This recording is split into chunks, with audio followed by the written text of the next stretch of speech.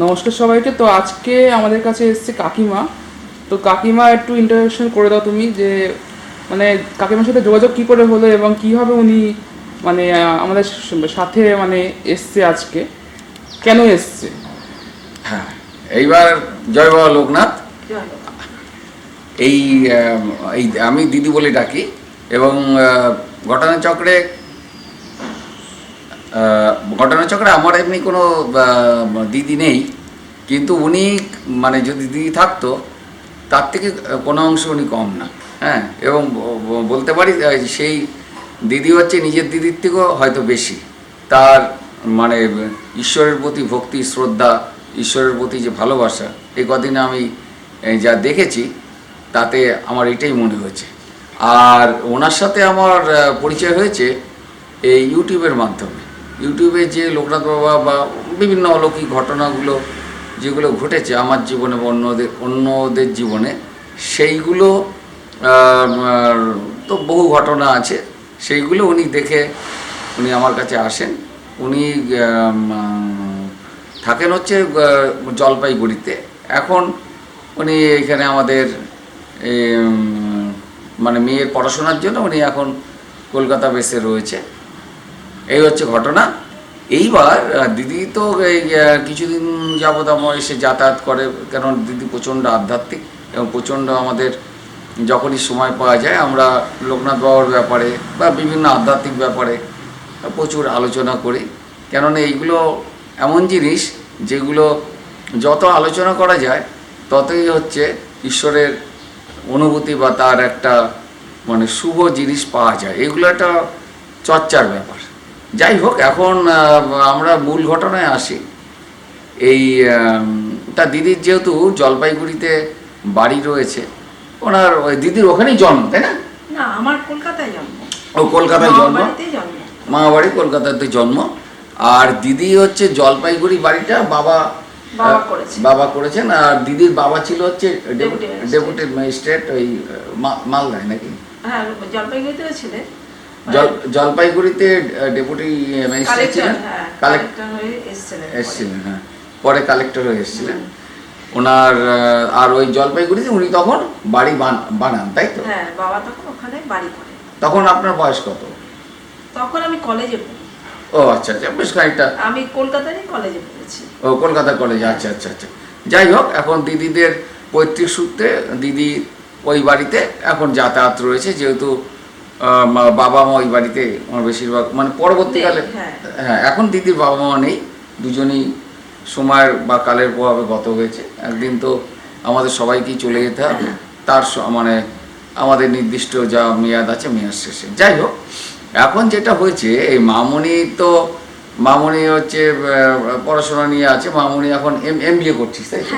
মামনি MBA করছে এখন। ওই তার কিছুদিন ছুটি পেয়েছিল, সেই ছুটি উপলক্ষে মামনি ওই মায়ের সাথে ওই জলপাইগুড়ির বাড়িতে যায়। আচ্ছা, যাওয়ার পরে কি হয়, মানে যাওয়ার পরে যে জিনিসটা হয়, আমি ওনাদের ওই মামনিও বলবে, দিদিও বলবেন আর কি। তা আমি একটু বলে দিই, মানে সেটা হলো যাওয়ার পরে ঘটনাচক্রের মামনির হঠাৎ করে ডায়রিয়া হয়েছিল, তাই তো? ডায়রিয়া হয় এবং সেটা ভয়ানক ডায়রিয়া, কোনো ওষুধই কার্যকরী ভূমিকা নেয়নি এবং একটা সময় এমন হয়েছিল যে জীবন সংশয় হয়েছিল। তো তখন দিদি আমাকে ফোন করার পরে আমি বাবার ওখানে, যাই হোক, আমার যেগুলো করণীয় কাজ সেগুলো আমি করেছিলাম। করার পরে যেটা ডায়রিয়াটা কদিন ছিল, 7 দিন ধরে এই ডায়রিয়া এক নাগারে, কোনো ওষুধ কোনোভাবে বা কোনো রকম পদ্ধতি, হ্যাঁ মানে কোনো রকম পদ্ধতি কাজ করেনি, বিন্দুমাত্র কাজ করেনি। তাহলে মানে আপনারা বুঝতেই পারছেন যে একটানা যদি মানে 7 দিন ধরে ডায়রিয়া চলে এবং কোনো ওষুধ যদি রেসপন্স না করে, তাহলে সেই বাচ্চাটা, সে যারই হোক, বাচ্চা বা বয়স্ক বলে কোনো কথা না, তাদের কী দুর্ভোগ হতে পারে, মানে কীভাবে ডেঞ্জার জন্য চলে গেছিলো, যেখানে কান্নাকাটি পড়ে গেছিলো এবং অ্যান্টিবায়োটিক দিতে আমি হাঁপসে গিয়েছিলাম। হ্যাঁ, ভ্যারাইটিস টাইপের অ্যান্টিবায়োটিক দিয়েও কোনোভাবে কার্যকরী হয়নি। তারপরে যাই হোক, বাবা লোকনাথের কৃপায় সেটা আমি একটা যাই হোক, সেটা আমি আমার পদ্ধতিগত ব্যাপারে সেগুলো এখানে আলোচনা করব না। আমি আমার মতন যেগুলো করণীয় বাবা লোকনাথের ওখানে সেইগুলো এবং মা মনসার এবং কিছু কিছু এই ওনাদের কাছ দিয়ে যা শিক্ষা লাভ করেছি সেইগুলো সেই পথ পদ্ধতিগতভাবে কিছু কিছু পদ্ধতি করার পরে দৈব শক্তির যাই হোক সেগুলো তো গুপ্ত, এগুলো আর আমি ব্যাখ্যা করলাম না, ব্যাখ্যা করা ঠিকও না। করার পরে তারপরে কতক্ষণের মধ্যে ওই ডায়রিয়াটা অফ হলো? 7 দিনের ডায়রিয়া সন্ধ্যাবেলা সন্ধ্যার সময় আমি করলাম হচ্ছে 10টা 11টার সময়, সন্ধ্যার সময় ডায়রিয়া একেবারে স্টপ হয়ে গেল। বাস এই মূল কৃতিত্ব মানে আমি বাবার পথ পদ্ধতি অনুসরণ করেছিলাম, মূল কৃতিত্ব বাবা লোকনাথের, যেটা বাস্তব সত্য বলে। মানে তখন ওর শরীরটা পড়ে গেছে, মানে ও যখন ডায়েটটা স্টপ হয়ে গেল, হ্যাঁ তখন খাওয়া দাওয়া 7 দিনের যে স্টপ হলে একটু করে খেতে শুরু করলো, হ্যাঁ কিন্তু তখন ও নেতিয়ে গেছে। তখন নেতিয়ে গেছে, কেননা ওইটা স্টপ হয়েছে। মানে ঘটনাচক্রে যদি আরেকটা দিন যদি এই ডায়রিয়া থাকতো, না কমতো, যেহেতু 7 দিন ধরে, তাহলে আর সেটা আমি মুখে আনলাম না, কি হতে পারতো সেটা আপনারা বুঝতেই পারছেন। যাই হোক, ওই সন্ধ্যার সময় বাবা লোকনাথের কৃপায় ওই ডায়রিয়াটা স্টপ হয়ে যায়। স্টপ হওয়ার পরে এবার যে ঘটনাটা বাবার কৃপায়, তো এটা তো অলৌকিকই বলবো, কেননা আমি কিছু পথ পদ্ধতি বাবা লোকনাথের যেগুলো, যেহেতু আমার বহু আগে বাবা লোকনাথের মানে যখন আপনাদের আগেও বলেছি, ক্লাস 7-8 পরে মোস্ট প্রবাবলি বাবা লোকনাথের এক অলৌকিক দর্শন হয়। সেই দর্শনের ফলে উনি যে আমাকে যেভাবে কৃপা করেছেন, সেই তারপরে সাধনায় কিছু গুপ্ত জিনিস ওনার মাধ্যমে পেয়েছি বা এখনও পাই। যাই হোক, সেইগুলো বাবা লোকনাথের দেখানো পথ পদ্ধতি অনুসরণ করার পরে সেইগুলো যে তারপরে এই মামনি সুস্থ হয়ে যায়, মানে ওই ডায়রিয়াটা আর কি কন্ট্রোলে এসে যায়। কিন্তু এইবার মেন ভয়াবহ মানে দুর্ঘটনাই বলবো ঘটে হচ্ছে সকালের দিকে, এবং সেইটা 14 তারিখ 14ই জুলাই, হ্যাঁ 14ই জুলাই 2000, এটা 2026, হ্যাঁ 14ই জুলাই 2000। কাকিমারা বলো এইবার আপনারা এইটা দিদি মানে ওই সেই কাকিমার মুখ থেকে আপনারা শুনুন। এবং ওইটা মানে এইটা এতটাই সাংঘাতিক, মানে আমাকে এইগুলো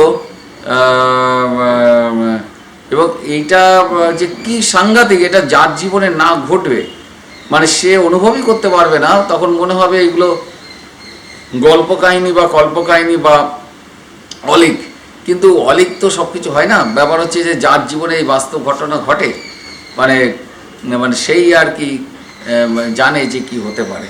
তো যাই হোক, সেটা আমি একটুখানি টাচ করে বেরিয়ে যাচ্ছি।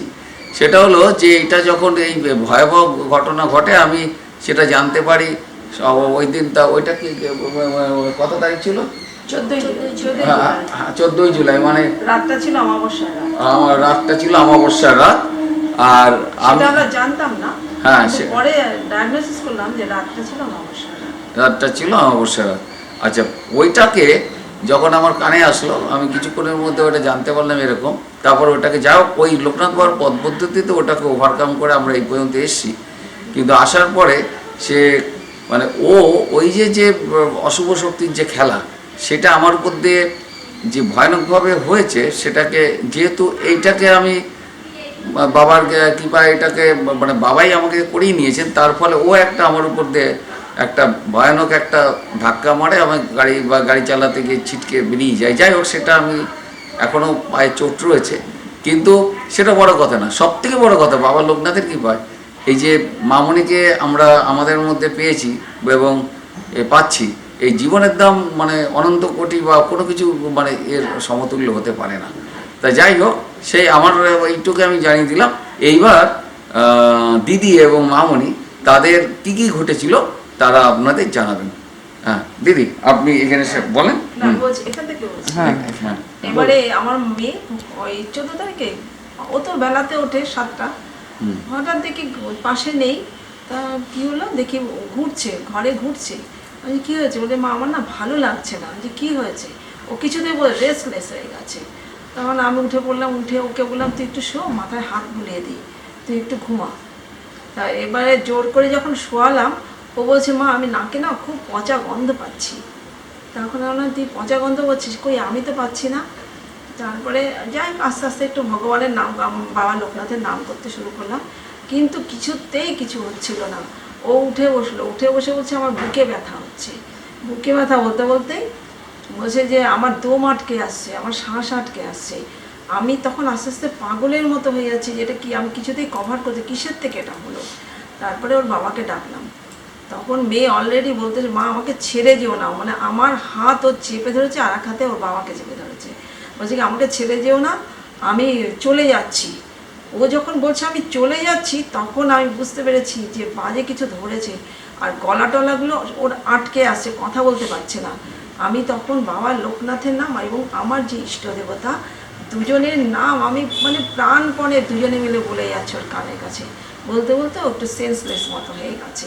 ওর বাবাকে আমি শুধু বললাম তুমি শিগগিরই অটো ডাকো, হয় নার্সিংহোমে নিয়ে যাবো, আর না হয় আমি বাড়ি থেকে আগে বার করি ওকে।